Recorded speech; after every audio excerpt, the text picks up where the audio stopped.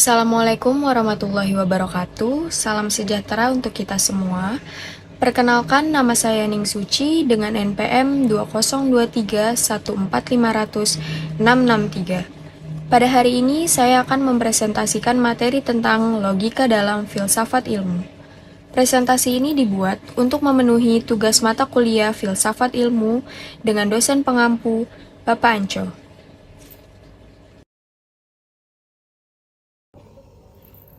Pertama-tama saya akan menjelaskan latar belakang.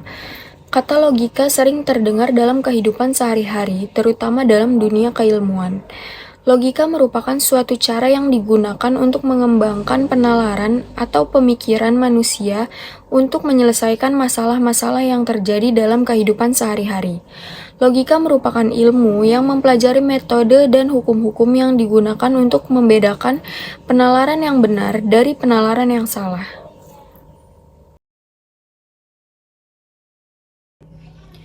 Poin yang pertama adalah logika sebagai esensi dari filsafat. Logika berasal dari kata Yunani yaitu logos yang berarti kata, ucapan, akal budi, dan ilmu. Logika merupakan cabang filsafat yang membahas tentang aturan-aturan, asas-asas, hukum-hukum, serta metode dalam mencapai pengetahuan secara rasional dan benar. Dalam filsafat, logika memiliki peran penting sebagai alat untuk memahami dan menganalisa argumen serta pemikiran. Terdapat beberapa hal yang menjadikan logika sebagai esensi dari filsafat, diantaranya ialah yang pertama, pengembangan pemikiran.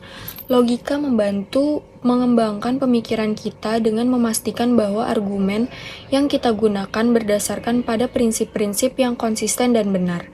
Kemudian yang kedua ada analisis argumen. Logika membantu kita menganalisis argumen secara kritis. Kemudian yang ketiga ada pemahaman konsep.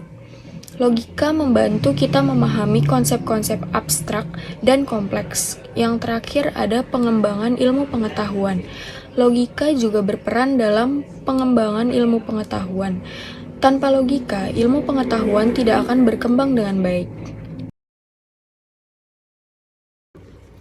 Poin yang kedua adalah manfaat logika dalam pengembangan ilmu.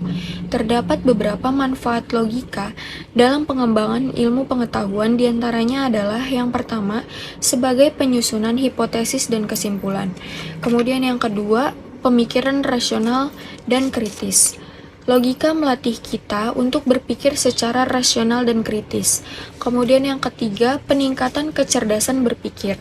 Berlatih berpikir logis meningkatkan kemampuan berpikir abstrak, analitis, dan kritis. Kemudian yang keempat, analisis dan penjelasan. Dalam sains, logika membantu mengurai detail dan menjelaskan fenomena alam. Yang kelima, ketepatan dan kecermatan. Logika membantu kita berbicara dan menulis dengan tepat. Yang terakhir, penghindaran kesalahan berpikir. Logika membantu menghindari kesalahan berpikir seperti kesalahan kausalitas atau kesalahan dalam penarikan kesimpulan. Jadi, secara keseluruhan, logika adalah jembatan penghubung antara filsafat dan ilmu, yang memainkan peran penting dalam membentuk pemikiran rasional kita dalam pengembangan ilmu pengetahuan. Poin yang ketiga adalah macam-macam logika. Terdapat 3 macam logika, yaitu logika alamiah, logika kodratiah, dan logika ilmiah. Yang pertama adalah logika alamiah. Logika alamiah adalah kinerja akal budi manusia yang berpikir secara tepat dan lurus sebelum dipengaruhi oleh keinginan-keinginan dan kecenderungan-kecenderungan yang subjektif. Yang kedua ada logika kodratiah. Logika kodratiah adalah akal budi atau pikiran yang bekerja menurut hukum-hukum logika yang bersifat spontan. Karena memiliki akal budi, manusia melakukan kegiatan berpikir dalam rangka mencari kebenaran. Namun, mengandalkan logika kodratiah saja tidak cukup, terutama dalam menghadapi sejumlah masalah yang sulit. Kemudian yang ketiga ada logika ilmiah. Logika ilmiah adalah ilmu praktis normatif yang mempelajari hukum-hukum, prinsip-prinsip, dan bentuk-bentuk pikiran manusia yang jika dipatuhi akan membimbing kita mencapai kesimpulan-kesimpulan yang lurus atau sah. Dari 3 macam logika itu selalu memiliki kegunaan untuk menemukan kebenaran. Logika menawarkan pemikiran analitik dan sintetik untuk menyusun suatu kebenaran.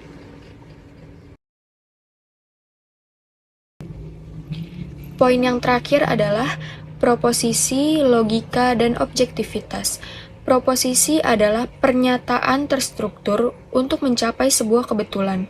Kemudian logika disebut sebagai filsafat berpikir secara umum merupakan suatu studi tentang manusia, karena yang berpikir itu adalah manusia dan berpikir merupakan tindakan manusia. Kemudian objektivitas merupakan suatu fenomena yang amat dijunjung tinggi dan dianggap melekat pada hakikat sains sendiri. Jadi, proposisi dalam logika adalah pernyataan yang dapat diuji kebenarannya, yang berarti bisa benar atau salah. Logika adalah ilmu yang mempelajari prinsip-prinsip penalaran yang valid dan objektivitas adalah keadaan atau kualitas dari sesuatu yang tidak dipengaruhi oleh perasaan pribadi, interpretasi, atau prasangka berdasarkan fakta.